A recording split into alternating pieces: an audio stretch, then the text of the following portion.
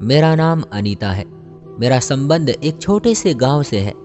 मेरी माँ की मृत्यु हमारे बचपन में ही हो गई थी। हम दो बहनें थी। बाबा मजदूरी करते थे। माँ की मृत्यु के बाद बाबा सारा दिन मजदूरी करके घर देर रात से लौटते थे। हम बहनें सारा दिन अकेली घर में रहती थी। बाबा थक हार कर घर आते और खाना खाते ही सो जाते। बाबा जी हमें कमा कर ही दे सकते थे। वो अपनी हद से ज़्यादा हमारी परवरिश नहीं कर सकते थे। वो खुद कई बार भूखे रहे, मगर जैसे तैसे उन्होंने हमारी ज़रूरियात का ख्याल रखा। मेरे घर में गुर्बत की वो हालत थी कि त्योहारों के दिन भी बाबा के तन पर मौजूद कपड़ों में अलग अलग रंगों के पैबंद लगे होते थे। त्योहारों के दिन भी कोई व्यक्ति मेरे बाबा से मिलकर उन्हें त्योहार की बधाइयाँ तक नहीं देता था, जबकि आज तक हमारे घर में त्योहारों के दिन भी किसी रिश्तेदार या पड़ोसी ने खाने पीने की कोई चीज़ तक नहीं भेजी। न किसी के दिल में ख्याल आया कि बिन माँ के बच्चों ने खाना भी खाया होगा या नहीं। हमारी जिंदगी बहुत मुश्किलों से गुजर रही थी। माँ थी नहीं कि हमें कुछ सिखाती या हमारी परवरिश करती। बाबा के पास इतना टाइम नहीं होता था कि हमारी अच्छी परवरिश तक कर सके।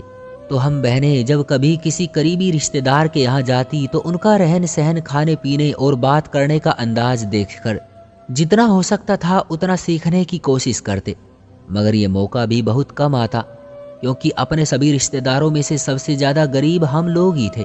इसलिए हमारे पड़ोसी या रिश्तेदार ज़्यादातर हमसे संबंध नहीं रखते थे। मगर हम बहनों को अपनी बहुत फिक्र थी। हमें माँ के बाद जमाने के थप्पड़ों ने इतना समझा दिया था कि हम लोग समाज में कैसे रह सकते हैं और हम कैसे अपनी ज़िंदगी में बेहतरी ला सकते हैं। सब पता चल गया। जितना हो सके हमने खुद को बदला। हम दोनों बहनों ने खुद की खुद परवरिश की। जब हम बहनें जवानी की दहलीज पर पहुंच गई तो बाबा को हमारी शादी की फिक्र सताने लगी। उन्होंने अपने किसी मजदूर दोस्त के भांजे के साथ मेरी बड़ी बहन का रिश्ता तय कर दिया। हम बहनों के लिए बाबा का आदेश सबसे बड़ा था, इसलिए बाबा ने आकर फैसला सुना दिया कि उन्होंने मेरी बड़ी बहन मयूरी का रिश्ता राजेश से तय कर दिया। राजेश गधा गाड़ी पर लोगों का सामान ढोने का काम करता था। मेरी बहन मयूरी ने बाबा के फैसले के सामने सर झुका लिया और कुछ ही महीनों के बाद बाबा ने मयूरी की शादी करके उसे घर से विदा कर दिया।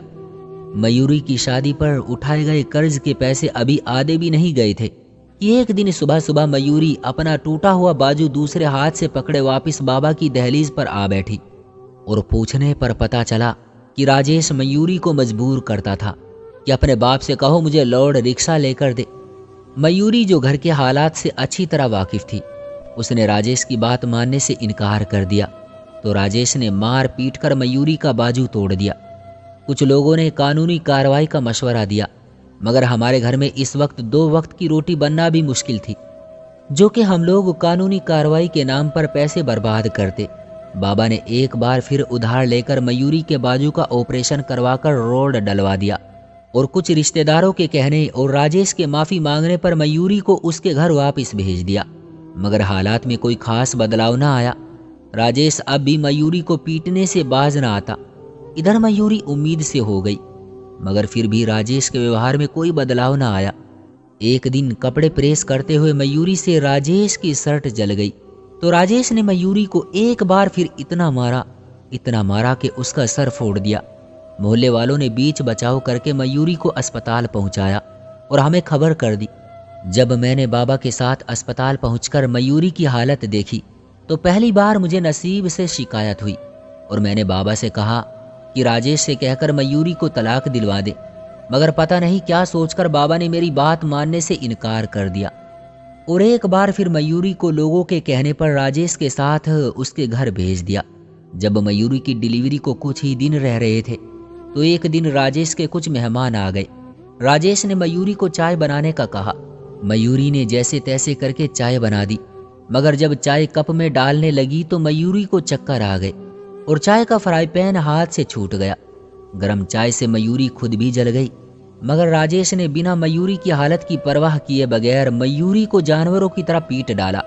यहाँ तक कि मयूरी की कोख में मौजूद जुड़वा बच्चे मयूरी के पेट में ही मर गए और खुद मयूरी भी मौत के मुंह से वापस आई। इस बार मोहल्ले के लोगों के कहने पर बाबा ने कानूनी कार्रवाई करने का फैसला किया। मयूरी को 2 मरे हुए बच्चों के साथ लेकर पुलिस स्टेशन गए तो पुलिस वालों ने थाने में ना जाने दिया। 2-3 घंटे धूप में मयूरी के बाबा और मयूरी के 2 मरे हुए जुड़वा बच्चे और 3 व्यक्ति और बाहर धूप में खड़े थाने के ऑफिसर के आने का इंतजार करते रहे और आखिरकार उन्हें थाने के अंदर जाने की अनुमति मिल गई। तो थानेदार ने कहा, जबानी बात ना करो, जो कुछ हुआ है पेपर पर लिख कर लाओ। मेरे बाबा क्योंकि अनपढ़ थे, खुद नहीं लिख सकते थे, इसलिए थाने के सामने मौजूद एक व्यक्ति से दरख्वास्त लिख कर देने का कहा। तो उसने 1500 रुपये मांग लिए। मेरे बाबा की जेब में शायद 100 रुपये भी नहीं थे, इसलिए उन्होंने मुझे मयूरी के पास खड़ा किया और खुद करीबी अस्पताल में जाकर 1500 रुपये के लिए अपनी एक बोतल खून की निकलवाई और आकर वो पैसे दरख्वास्त लिखने वाले को दे दिए। दरख्वास्त लिखवाकर पुलिस वालों को दी और पुलिस वालों ने दरख्वास्त लेने के बाद दूसरे दिन आने का कहा।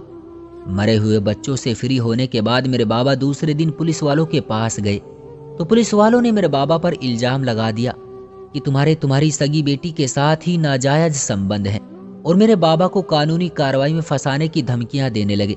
मेरे बाबा गरीब आदमी थे और तो कुछ कर नहीं सकते थे, घर आकर आत्महत्या कर ली।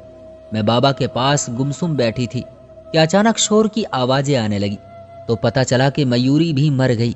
मयूरी और बाबा की मृत्यु के सदमे ने मुझे दिमागी मरीज बना दिया, मगर फिर भी मैं इस काबिल थी कि अच्छे बुरे को समझ सकती थी। अफसोस, इन समाज में बसने वाले इंसानी रूप में धोखेबाजों की शक्ल में कुछ आदमियों ने हमारे घर को हड़पने के लिए अस्पताल और पुलिस वालों से मिलकर मुझे पागल खाने भिजवा दिया और खुद हमारे घर पर कब्जा कर लिया।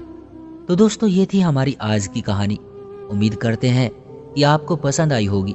आपका क्या कहना है इस कहानी के बारे में, कमेंट करके हमें ज़रूर बताएं। वीडियो को लाइक करके चैनल को सब्सक्राइब कर लीजिए और साथ में घंटी को दबाकर ऑल पर सेट कर लीजिए ताकि आने वाली वीडियो आपको तुरंत मिले।